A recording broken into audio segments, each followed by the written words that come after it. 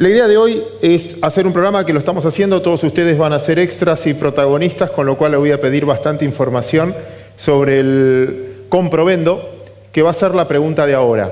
Hace varias semanas ya venimos con Manuel y Gustavo Nefa, que hace poco compartimos una discusión, se va a sumar José Ciaba Serrate después, tratando de preguntar lo siguiente. Si yo les digo a ustedes que de lo que va del año el Merval argentino, medido en dólares, bajó casi 60%.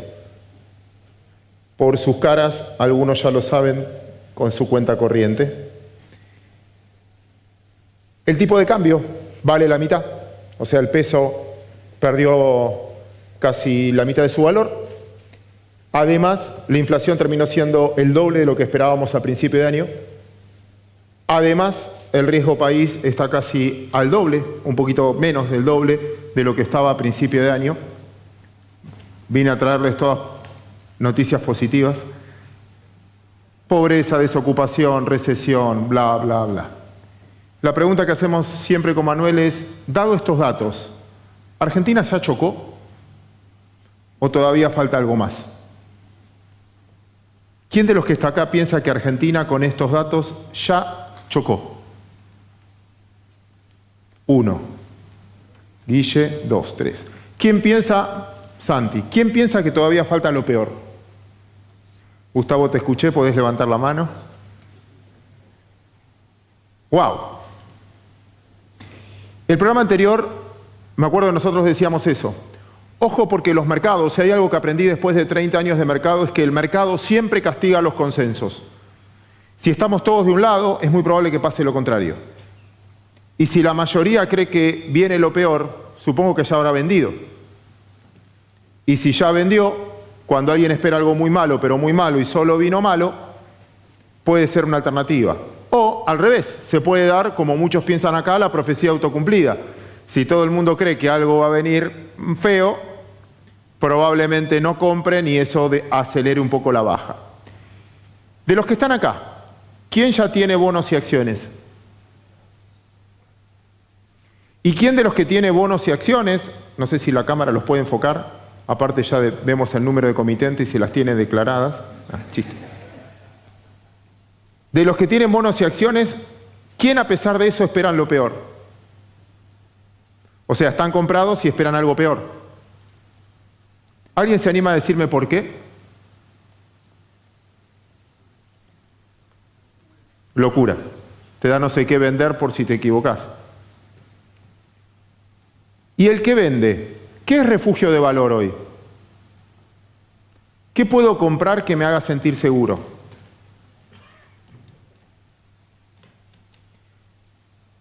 Manu, vamos a tener que hacer el programa solos porque hay poca participación. Juan Carlos de Pablo, cuando empieza una charla, usa un ejemplo que es muy bueno. Llega al lugar donde da la charla y dicen, en este pueblo, en esta ciudad, en este lugar, ¿cuántas pizzerías habrá? ¿Cuántas pizzerías habrá en Capital Federal?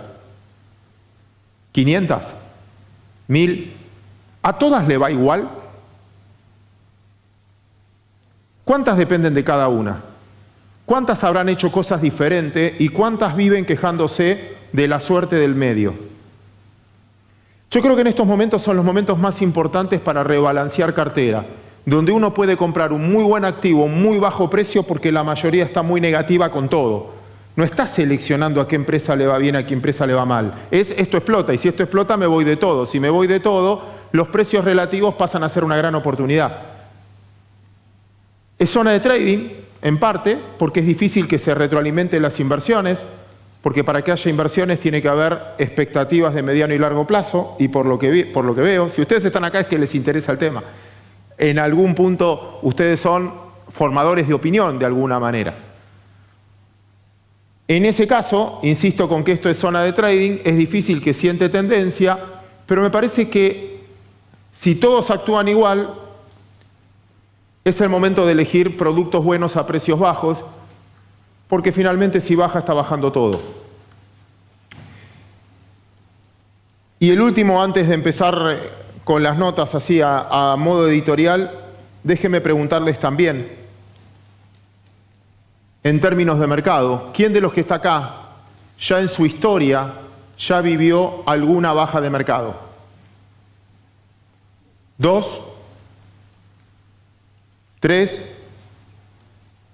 ¿alguna caída como la que estamos teniendo? A los que levantan la mano como yo, ¿alguna vez no se recuperó? Si los mercados llegaron a estar en máximos históricos en enero, quiere decir que se superaron todas las anteriores. Si el Dow Jones y el S&P estuvieron en máximo histórico, significa que de todas bajas se salió y con más fuerza. Salvo en algún activo en particular, los promedios siempre están más arriba, ¿o no? El tema es el tiempo, y si tenemos el tiempo para esperar eso. Y segundo, es que es mentira que ya es macro, porque a la larga lo que alcanza los máximos son los promedios, pero hay empresas, hoy saqué la cuenta, en realidad lo vi en un gráfico, y para el que no me escuchó voy a hacer catarsis de nuevo, porque estaba preparando una preparación y busqué los boletos y juro que se los puedo mostrar, los tengo acá en el pendrive y si no me creen los tengo. Yo en el año 1998 trabajaba en un banco holandés y compré acciones de Amazon, porque las promocionaba el banco holandés donde yo trabajaba, era uno de los colocadores, de los co-colocadores. Y nos convencieron a todos los empleados del banco que era una muy buena opción esta nueva empresa de Internet que vendía libros por Internet. Yo compré, 1998, noviembre. Las vendí en marzo de 1999. Puse $2.000 y la vendí por 4.000. Dupliqué la plata. Algunos se están riendo. Hoy saqué la cuenta porque vi el gráfico. Si hoy tuviese esos $2.000 que invertí en Amazon, tendría $780.000. Eso explica por qué vivo dando charlas y todavía soy empleado. El negocio de bolsa no es comprar y vender. Es haber acertado la industria. Y en el medio, miren que hubo crisis, la del 2008, fue gravísima. Bajó 80% de máximo a mínimo, 80% en serio. Y Amazon, y Apple, y Google, y Microsoft. 2013 debutó Facebook. Miren que tuvo la crisis del 2000 adentro. No es el mercado, es qué tipo de empresa estás invirtiendo. Si la conoces y si querés ser socio de esa empresa y si vos podrías hacer algo igual. Y ese es el objetivo del mercado. Déjenme invitar a Manuel Ollamburu, a Gustavo Nefa, que me van a ayudar. Vení, Gus. Traje un positivo y un negativo. ¿Quién sería el negativo, Claudio? Gustavo. Ah, bueno. Entonces estamos mal. No, pero muy bien. Vamos a sentarnos. Los conocen, ¿no? Gustavo Nefa, director de Research for Traders. Gran analista, para mí uno de los mejores de la Argentina. Manuel Ollamburu, economista de la Bolsa, director de la Fundación Bolsa de Comercio. Gran amigo, que aprendo mucho de él. Empiezo por vos, Gustavo. Dame los motivos por el cual tengo que vender. Y mirá, depende qué cartera tengas también, porque te escuchaba. Remonto un poquitito más atrás. Cuando preguntaste quiénes son los que están invertidos y aquellos que pensaban que todavía podía venir lo peor. Bueno, depende en qué estás invertido, porque por ahí un método de protección es invertir en acciones que por ahí te protegen del dólar, ¿sí? Porque el dólar es el reflejo del refugio. Otra es comprarte unos contratos de dólar futuro. Pero bueno, te encontrás con que el plazo, que vos lo mencionaste muy bien, es tirano. Porque si bien a largo plazo podés llegar a tener una razón, el corto plazo es el que manda y el mercado siempre tiene la razón. Uno no tiene la razón, el mercado siempre tiene la razón a corto plazo. Y vivimos rindiendo cuentas, reuniéndonos todas las semanas o todos los meses con los clientes y la verdad que eso es tirano. Y la verdad que si estoy negativo es un poco por una conjunción de factores que me hacen pensar que puede haber analogías con otros episodios que hubo en la economía argentina donde se han visto casos extremos en caso de que las cosas descarrilen. Y eso es lo que me hace, digamos, tener un poco más de precaución y tengo un par de canas más que en otros momentos, cuando preguntaste si te agarró la baja 1, 2 o 3 veces, me agarró 3 y más veces la baja. Y bueno, uno no tiene tampoco la bola de cristal como para poder esperar todo el tiempo que uno debería haber esperado como para ver materializar los rendimientos de algunas cosas que recibió. Déjame repreguntarte, ¿qué es desbarrancar? ¿Qué falta que todavía no vimos? ¿Qué es inflación, hiper, más devaluación? Supongamos que la economía argentina no logra controlar el tipo de cambio, no logra controlar la inflación. Esto es una espiral que ya hemos visto. Quizás en un hipotético caso en el cual las LELIQs, que están pagando una tasa de 72, 74%, de un día para el otro, en lugar de 7 días, pueda transformarse en un bono de 7 años, y en donde el sector financiero, que no lo estamos viendo caer todos los días, cuando uno debería preguntarse, pero esto es pura ganancia, ¿por qué el mercado castiga a todas estas entidades financieras? Es porque estás viendo una película más allá del 2020, donde se acabó la plata del FMI y en donde tenés que hacer frente a los pagos de deuda que pueden llegar a tener un evento negativo sobre el resto de la economía, sobre el sistema financiero. El sistema financiero hoy está tranquilo, por eso vengo a traer un poco de tranquilidad. El FMI ha otorgado su préstamo, lo hemos renegociado, el viernes se firma y podemos patear para adelante. El tema es que patear para adelante no significa arreglar los errores, sino solamente patear para adelante.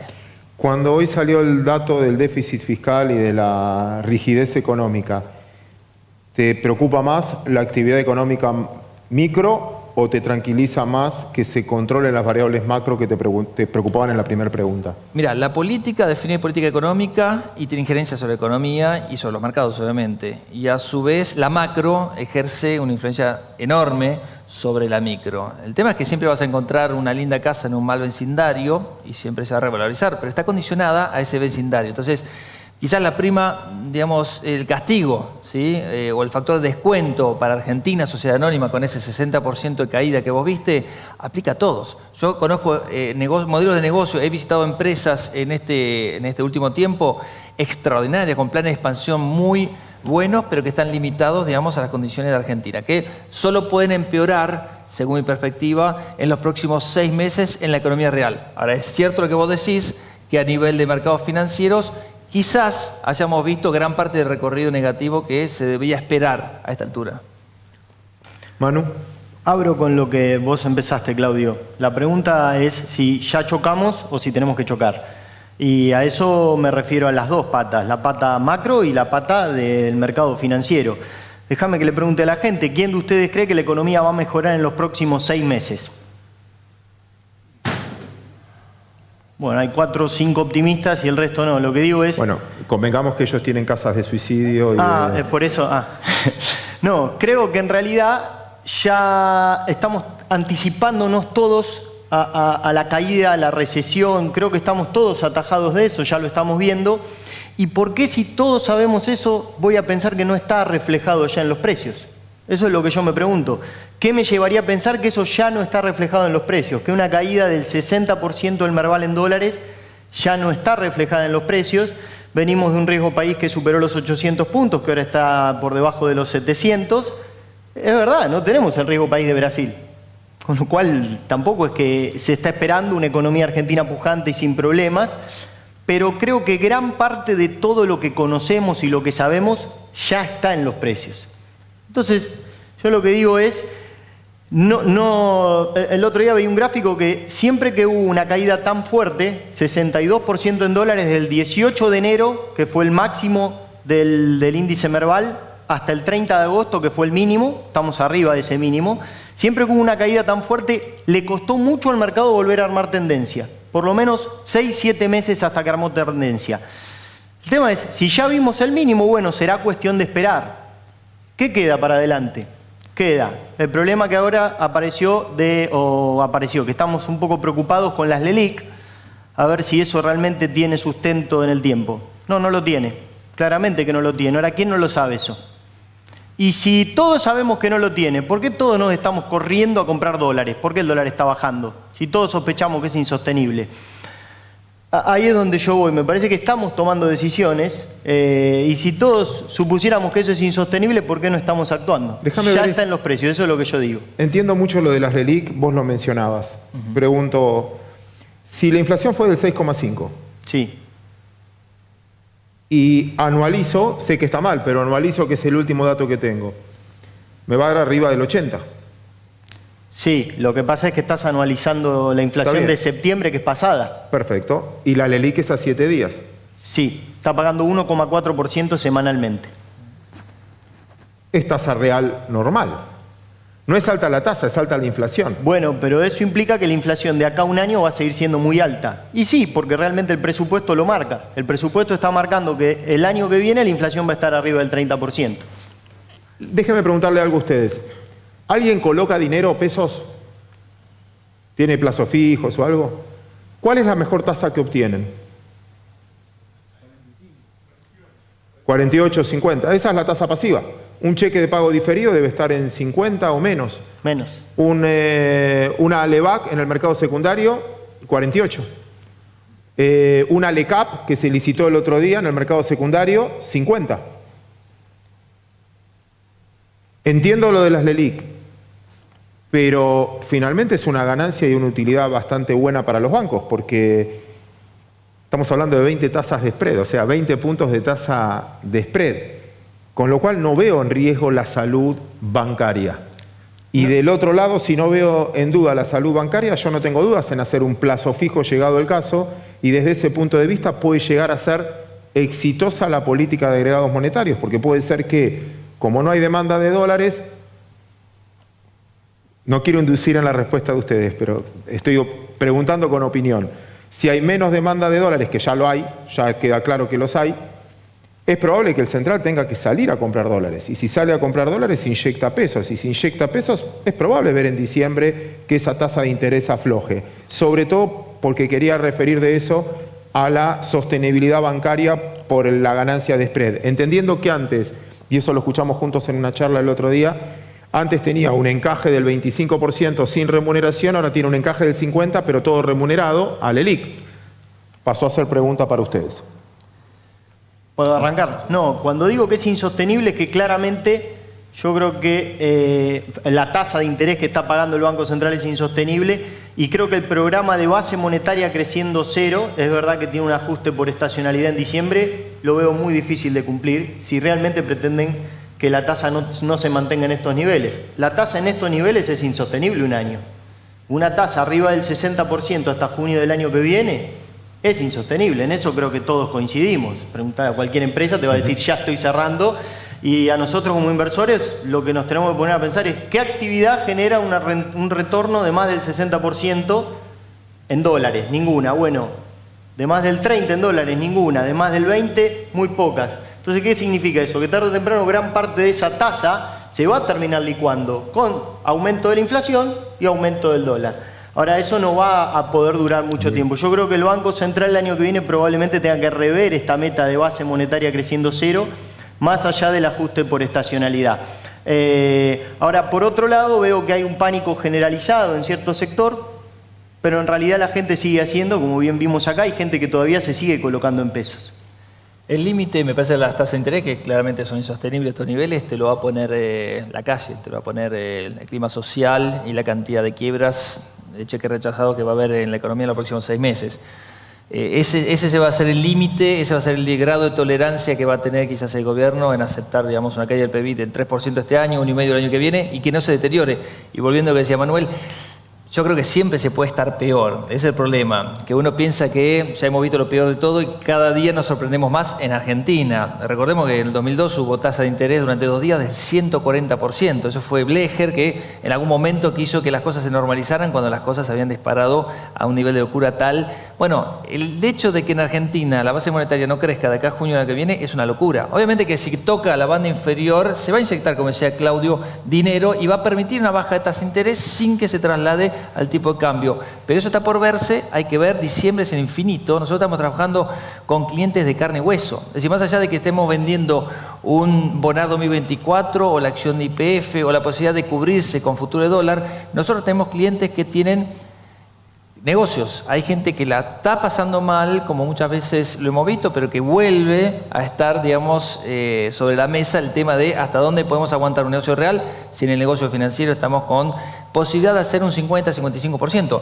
La LECAP que mencionaba Claudio, que cortó a 197 días, es del 55%. Y obviamente con la curva está invertida, la siguiente LECAP está en 50%. ¿Por qué? Porque se espera que las cosas, digamos, en algún momento dado, bajen. Todo tiene curva invertida, salvo la curva de dólares, pero en pesos todo tiene una curva invertida. Pero el problema es que la curva Ahora, se ha ido déjame aumentando en la repreguntarte ahí. pendiente. Hay algo que yo no entendí. La LECAP cortó al 57, pero al otro día ya en el mercado secundario se dio al 50. Es como que le regalaron al que suscribió Sí. y después no convalida el mercado, porque si hay algo que aprendí en el tiempo es que lo que convalida el mercado es el volumen, y el volumen no está convalidando tampoco todos estos precios que nosotros decimos. Hay dos factores. Uno es la liquidez. Realmente no tiene liquidez. Al día siguiente esto no se moviliza y se pone un precio determinado. Pero esa no es la explicación. La segunda explicación es que el gobierno quiso absorber la mayor cantidad de pesos posible para que no se vayan al dólar. Fue una semana donde hubo licitaciones de VAX y licitación de LECAPs. Obviamente para aquellos que no querían saber nada con las LEVAX, que se están muriendo,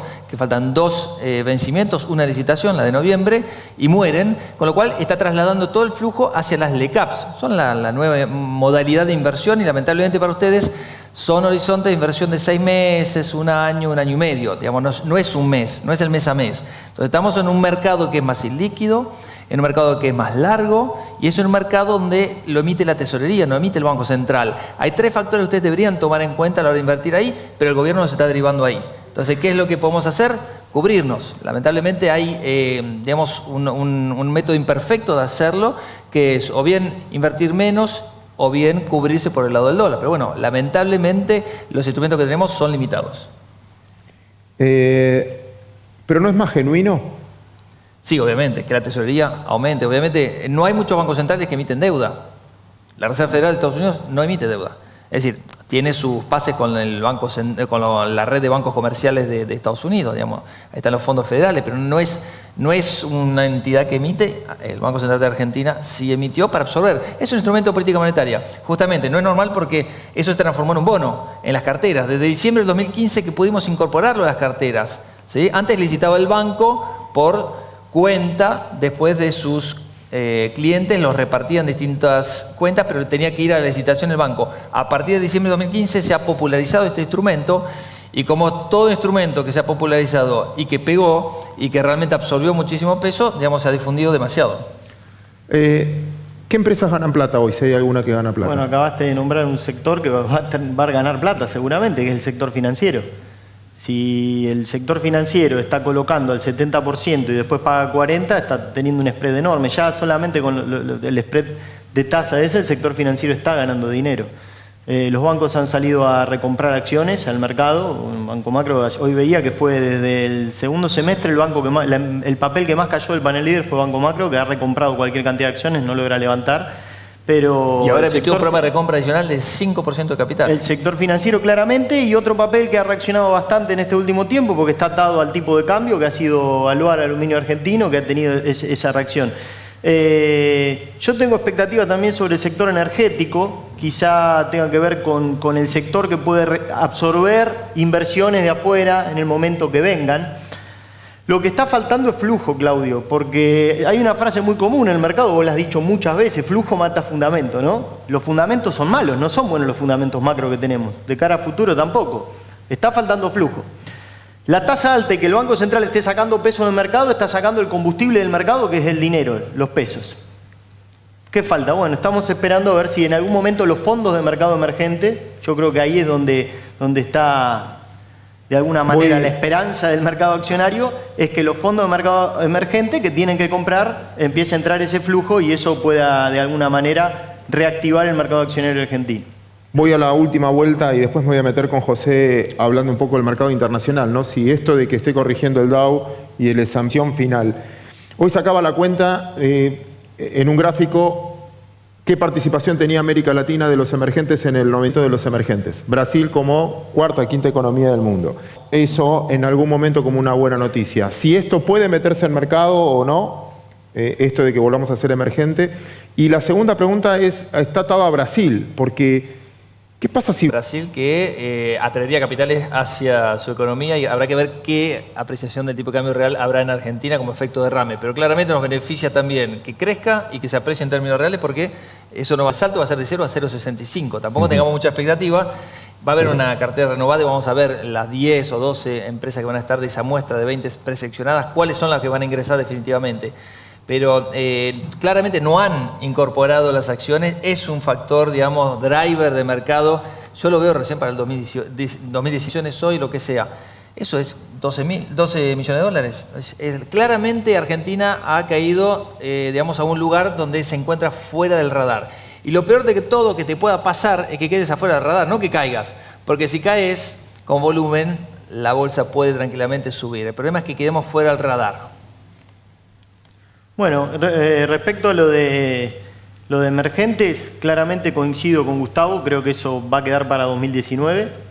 Los fondos tienen que entrar, van a esperar a último momento, claramente con un mercado que no levanta y no hay argumentos aquí dentro. Quizás se puede decir que se pueden anticipar, Claudio. Es nuestro trabajo es anticiparnos, no esperar. No, bueno, pero hoy no hay otro comprador de activos argentinos, me refiero a eso. No lo veo, yo por lo menos no veo de dónde puede entrar flujo. Y respecto al tema del resto de las variables para lo que es mercado, nosotros sabemos un par de cosas, que no es menos, ¿no? Primero que el 26 se cierra el acuerdo con el fondo y está garantizado el pago de deuda de acá a entrado 2020, con lo cual todavía no entiendo el rendimiento de algunos bonos argentinos. Eso sí me cuesta entenderlo, porque si está garantizado el pago de deuda, no entiendo que hace un Bonar 24 rindiendo 9,5, casi 10% todavía. Lo mismo un AO 20, los bonos cortos argentinos tienen tasas que son ridículas para el mundo.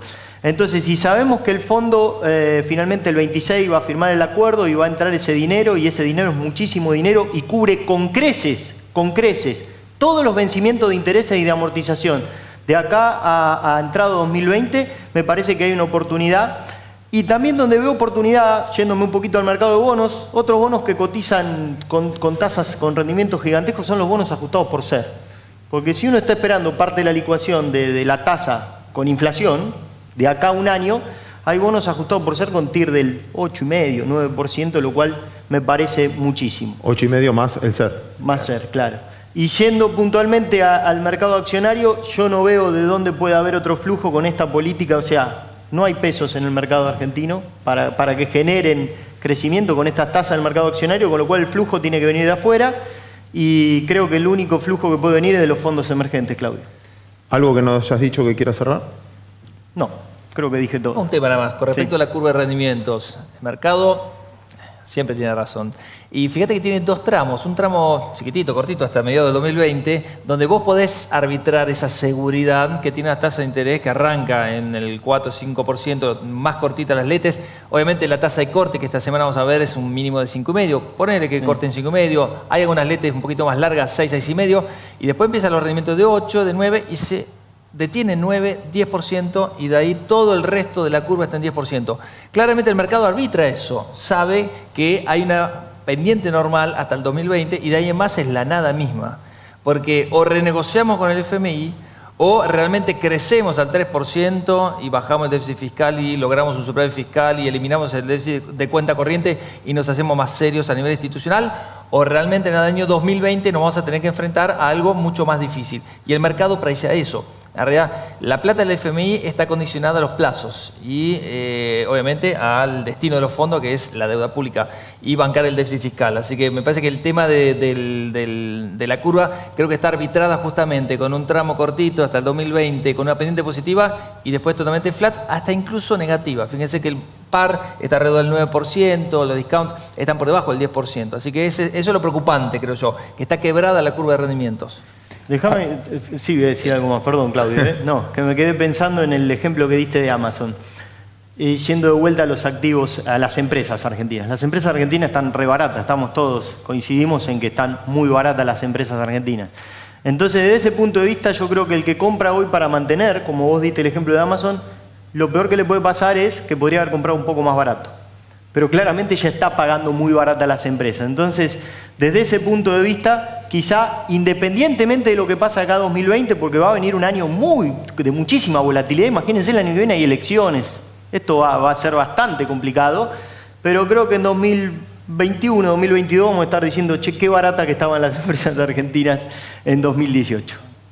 ¿Algo que quieras agregar? El último comentario. Es difícil encontrar el punto mínimo. Fíjense que, por ejemplo, cuando quebró Lehman se pensaba que se acababa el mundo y, sin embargo, tuvimos que esperar hasta marzo del 2009 en Estados Unidos para comprar en el punto mínimo, el S&P a 666 puntos. Lo mismo pasó en Argentina. La actividad económica va a condicionar, digamos, el punto de entrada, que siempre el mejor momento es cuando la sangre está ahí y las tasas de crecimiento interanuales son las más bajas.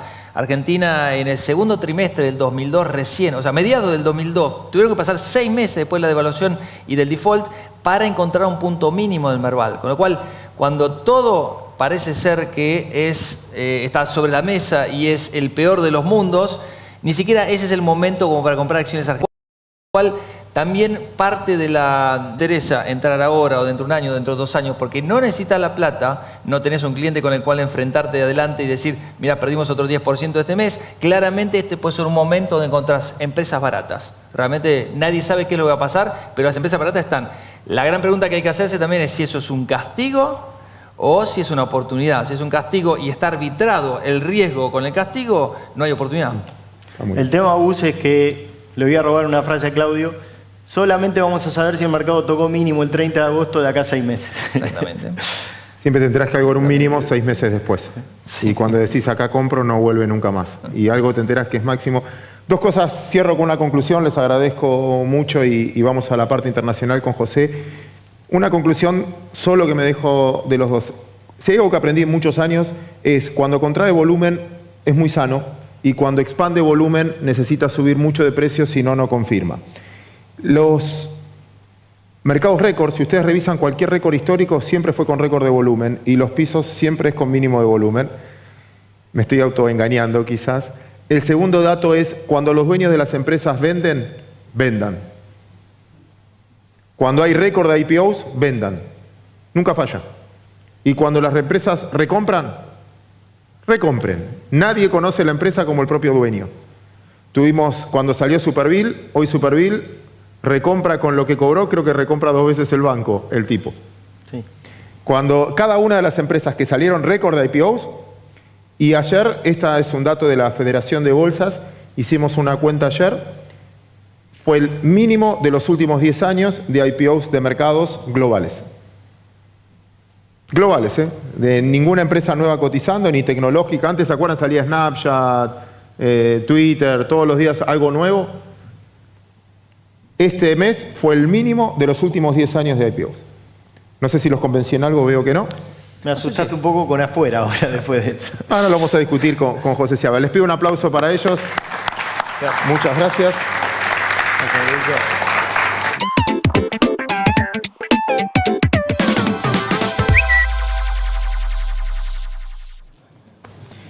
Gracias, José. De nada. Bueno, nos escuchaste. Una parte. Sí. Empiezo por el norte. ¿Cuánto me tengo que preocupar de Estados Unidos? Si me agarro la cabeza o no. Si viene el fin de ciclo y si el S&P se va a destruir y toda esa historia que te preguntan todos los días. No, yo creo que siempre hay que vivir preocupado, porque cuando uno está muy, muy tranquilo hay algo... ¿Algo malo? Así que preocupate un poco.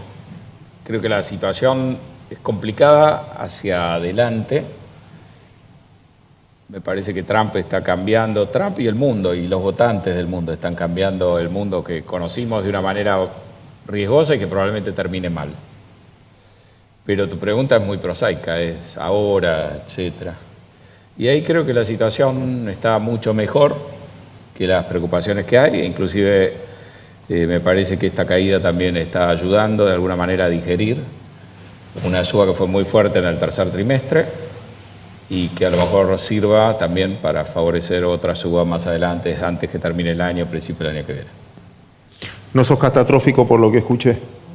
Generalmente no lo soy, un poco porque, digamos, el mundo sigue dando vueltas, así que ponerse muy catastrófico y después encontrar una realidad que no acompaña, te enseña un poco a medirte. Creo que hay muchos problemas que estamos gestando, pero que la factura va a venir dentro de bastante tiempo. Con esta dinámica o discusión de fin de ciclo, incluso hay una nota hoy que publicó Ámbito que yo escribí, me parece que la preocupación es genuina y creo que esto se puede evitar, pero va a depender muchísimo de cómo maneje la situación la Reserva Federal, y la Reserva Federal tiene un trabajo que no me gustaría estar en los zapatos de ellos para hacerlo. Trump ha complicado enormemente algo que ya de por sí era difícil, que era volver las tasas de interés a una situación de normalidad, que se venía haciendo con mucho cuidado, subiendo las tasas muy cuidadosamente, Y Trump, fundamentalmente por la rebaja impositiva, la reforma tributaria que le aprobó el Congreso el año pasado, le ha metido este proceso un vértigo adicional, ha obligado a la Reserva Federal a moverse más agresivamente, y si esto ya era delicado antes, ahora lo es mucho más. Como si fuera poco, a partir de abril comenzó a desplegar también una política comercial, la que había anunciado en campaña, y eso mete otro ruido. Creo que la Reserva Federal antes tenía que manejarse con cuidado para evitar que la recuperación abortara con la suba de tasas de interés. Ahora tiene que manejarse con cuidado para evitar que una recuperación demasiado potente también aborte la expansión por un recalentamiento. Tiene que preocuparse desde el punto de vista de la aparición de presiones crecientes por el lado de los costos, fruto de la política de aranceles, de restricciones, etcétera, por no tener un problema también de inflación ya no de demanda o de exceso de demanda, sino de costos. Tiene que preocuparse por una economía que está creciendo casi 2 veces más rápido que lo que debe ser la capacidad de crecimiento potencial de Estados Unidos cuando ya está en pleno empleo. Y esa es otra situación también novedosa. Y tiene que preocuparse por su propia historia, porque muchas veces los problemas surgen de una política monetaria que trata de contener la situación y va 1 o 2 pasos más allá, y cuando uno se da cuenta ya es tarde. Así que en el fondo, si uno se pone en los zapatos de Powell y la gente que lo acompaña en la Fed, son 3 o 4 problemas que pueden venir de lados muy distintos, cuando Janet Yellen a lo mejor tenía uno solo de ellos. Esto ha cambiado mucho. Y ahí creo que hay un problema. Me parece que hasta ahora se está manejando bien, no creo que esto salga mal en el corto, me parece que es muy sensato avisar que la política es de suba de tasas gradual, a un ritmo que sabemos. Creo que eso va a dar tiempo, si uno comete un error, quizá a corregirlo. Y creo que en ese sentido, probablemente esto termine siendo la expansión económica más larga de la historia de Estados Unidos, estamos cerca. Si pasa de marzo vamos a estar ahí. Tenemos también el ciclo bursátil más largo, no el más potente, pero este es el bull market más largo de la historia. Que lleva, te leía también una vez... Y la gran ventaja que no teníamos a principio de año es que creo que tenemos una evaluación mirada hacia adelante muy razonable, la más razonable de los últimos 5 años.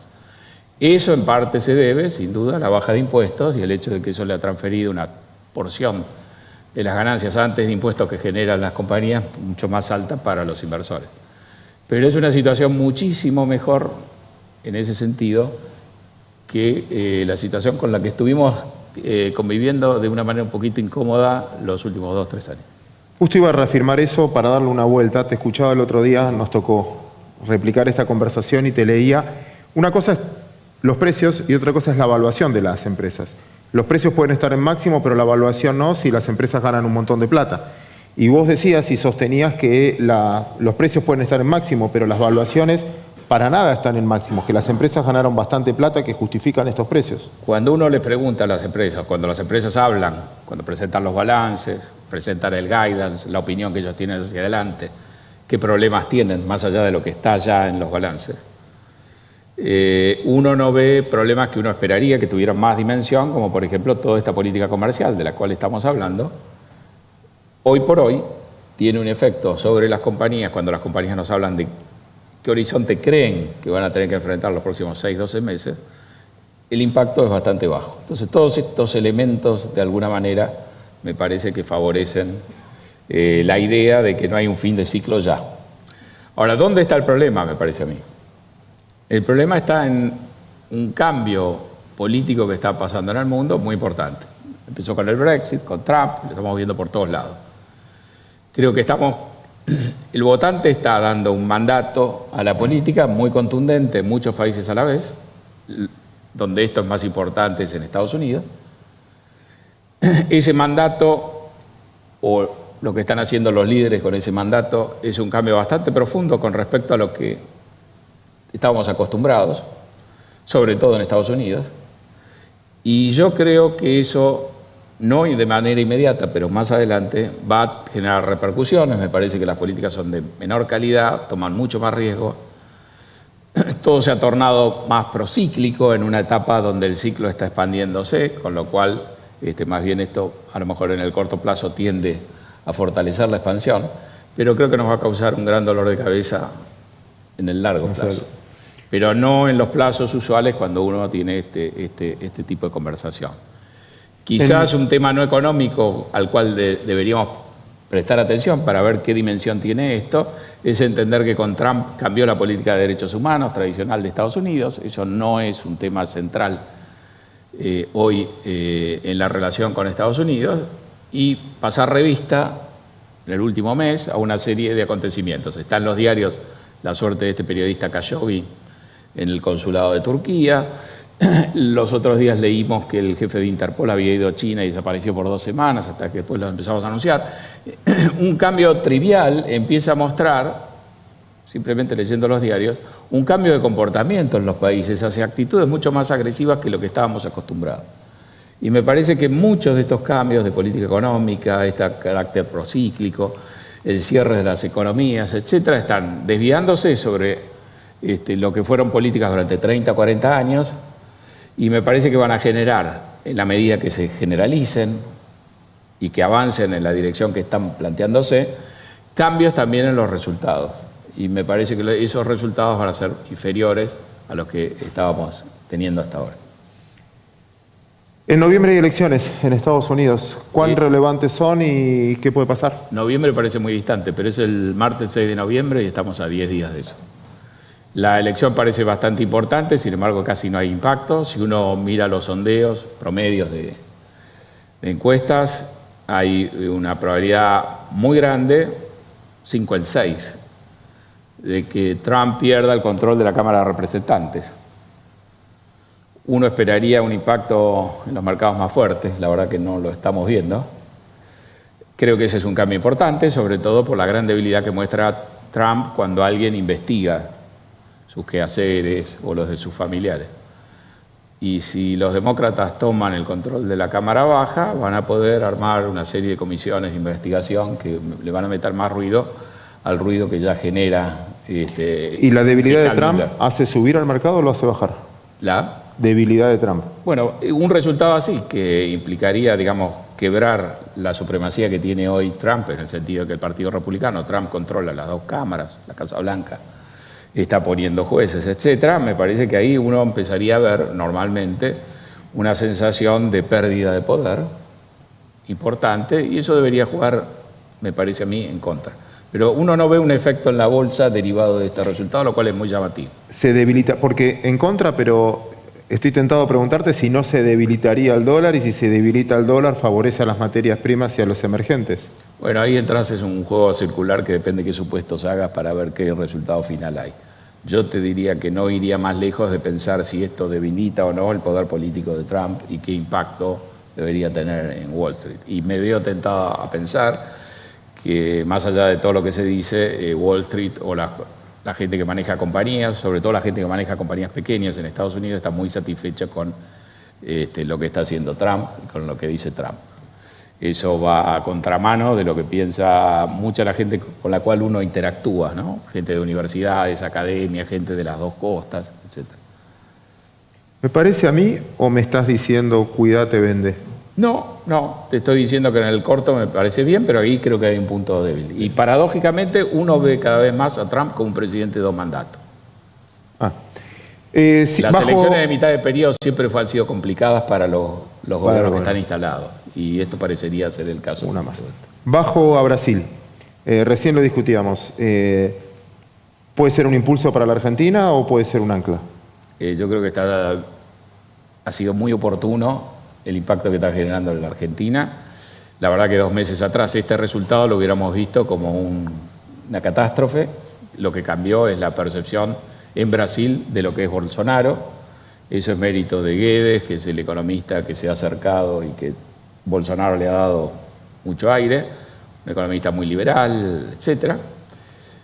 Casi tanto como Levy, no sé si te acordás, que fue el economista que llamó Dilma Rousseff en su segundo mandato, para empezar su segundo mandato.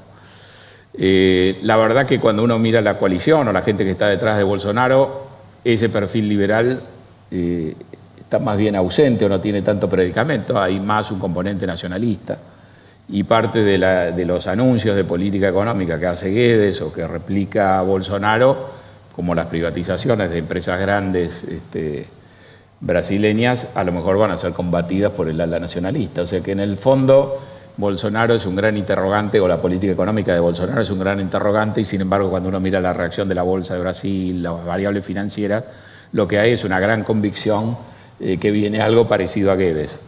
Así que ahí estamos, me parece, en un terreno donde esto va a ser propicio, donde probablemente la bolsa ya está subiendo, a lo mejor sube un poco más, pero tenemos el riesgo de que la gente se desayune con que Bolsonaro no es Guedes, sino que es más parecido a algo nacionalista o algo más indefinido, etc. Te llevo a Argentina. Ahora, salvo que quieras agregar algo que no hayas dicho, que no te haya preguntado, ¿vale la pena meter a China en esto? Bueno, hoy el mercado subió, pero estaba demasiado, a veces -3, +3.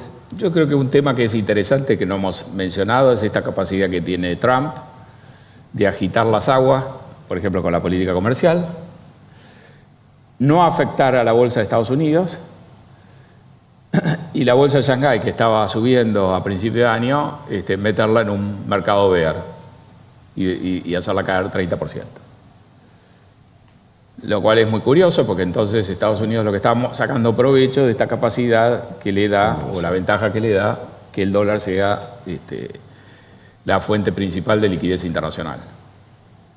Entonces él puede meter el tema de la política comercial, no afectar a Wall Street, afectar a otras bolsas.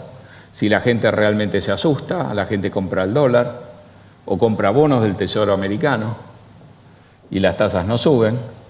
Y ahí creo que hay un tema realmente muy importante, porque lo que veo es una semilla de empezar a cuestionar el verdadero rol del dólar, sobre todo si Estados Unidos lo va a usar de una manera táctica, estratégica, así tan agresiva. Ese es un tema que a mí me parece interesante. Casi todos los temas que encuentro interesantes, donde me parece que hay cambios, y cambios realmente importantes, tienen la ventaja para el inversor de corto plazo, que en el corto plazo o han permanecido fuera del radar o fuera de agenda, pero en el largo me parece que hay muchos elementos que podrían cambiar de una manera, creo que negativa, la manera que han estado funcionando los mercados. Bueno, llegamos a Argentina. ¿Qué hacemos? Lo que venimos haciendo hasta ahora, tratar de sobrevivir, entender que en el fondo veníamos bien hasta el primer trimestre, el gobierno tenía claro cuál era la estrategia política, económica, y le venía funcionando, y después se le fue la cosa de control totalmente. Y el gobierno quedó groggy, se aferró muy rápidamente, eso lo tenía claro al fondo, no tenía claro bien qué programa había que hacer. Y en el camino creo que se erosionó la confianza y la credibilidad de una manera tremendamente profunda. Ahora está claro, quizás con este segundo programa, que se puede controlar el tipo de cambio, o que se frena la corrida. Es un esquema bastante coherente, y en esas condiciones normalmente hubiéramos visto una recuperación importante de bonos, acciones. Y eso está totalmente ausente. Me parece que hay una señal muy clara, sobre todo dentro del país, de decepción, de desconfianza, y si alguien había comprado que esto iba a cambiar de una determinada manera, me parece que está rebobinando y está adoptando o una posición de ver mucho más para creer, o simplemente de decir que este país no tiene arreglo. Como política monetaria, este segundo cambio, esto que están haciendo ahora de los agregados monetarios, ¿es la solución con las LELIQ para estabilizar el tipo de cambio, o es la futura, está gestando, como hablaba con Gustavo y Manuel recién, o están gestando la futura crisis dentro de 6 meses? No, la crisis está, y este es un intento de acotarlo. Lo que me parece que es un intento compatible con la estrategia de ir al fondo. No hay otro programa económico que el acuerdo con el fondo. Debería haberlo, creo que la Argentina debería meter esto en un marco más amplio, donde entraran otros componentes del programa económico, de la visión de largo plazo, vaca muerta, etcétera, para demostrar en el fondo también que el tipo de cambio de equilibrio de la Argentina, si funciona vaca muerta y ciertas inversiones, es un tipo de cambio inclusive más bajo que el que traíamos de arrastre. Creo que está faltando una visión más amplia, y tenemos una visión muy acotada. Esa visión acotada es lo que se dijo acá. Arreglamos con el fondo, el primer programa era muy insuficiente, o estaba pensado simplemente para generar un shock de confianza muy rápido, quizá hubiera servido un mes antes o 2 meses antes. Después se deterioró toda la confianza, ya no era factible acceder a los mercados internacionales, por más que uno mostrara que tenía la contraparte del fondo. Creo que se ha hecho un buen trabajo en el sentido de blindar o armar realmente algo mucho más amplio. Y lo que creo que es compatible con ese acuerdo con el fondo y con la idea que hay que estabilizar con un tipo de cambio flotante, pero también la comprobación en la realidad, me parece para el fondo, de que no es tan fácil en Argentina hacerlo, creo que ha quedado un programa monetario que es razonable y que es el complemento lógico del programa fiscal. O sea, que esto me parece que cierra perfectamente con la idea del déficit cero. Yo hubiera preferido, en vez de plantear en términos de objetivo monetario, tener la base monetaria congelada al 0 a julio, y yo eso lo escribí bastante tiempo antes, simplemente poner un agregado monetario o dos, porque los problemas con los agregados monetarios es que son muy variables. Trabajaría con la base, con el M2, con un par de cosas, y una tasa, y aplicaría como objetivo una tasa del 10 o del 15%, lo que se quisiera hacer, que fuera más creíble y que además sirviera en términos de fijar una pauta para ajustes salariales o una pauta para los empresarios que quieren fijar precios y tener una idea de cuál es la idea de precio. Pero más allá de cosas así pequeñas, no entiendo por qué todos los encajes se remuneran, etcétera, saldría de una definición que me obliga a mí a manejar los encajes de determinada manera, porque si los libero o no, impacta en el crecimiento de base, cuando eso va a tener poco que ver, digamos, en el fondo con la tasa de inflación. Pero son cosas menores. Me parece que es lo lógico. No tenemos tipo de cambio fijo, tenemos un tipo de cambio flotante. Ahora lo hemos acotado, va a flotar simplemente en una banda. Y la manera de estabilizar teniendo un tipo de cambio flotante es obviamente a través de la fijación de algún agregado monetario. Así que me parece que hacia eso íbamos de una manera natural. Último ping-pong. ¿Está bien? Sí. Yo te voy a consultar a vos, después de hecho el resumen de lo que esperás en Estados Unidos, en Brasil, me hablaste un poquito de Europa y de Asia, y Argentina. Yo te consulto a modo de ping-pong.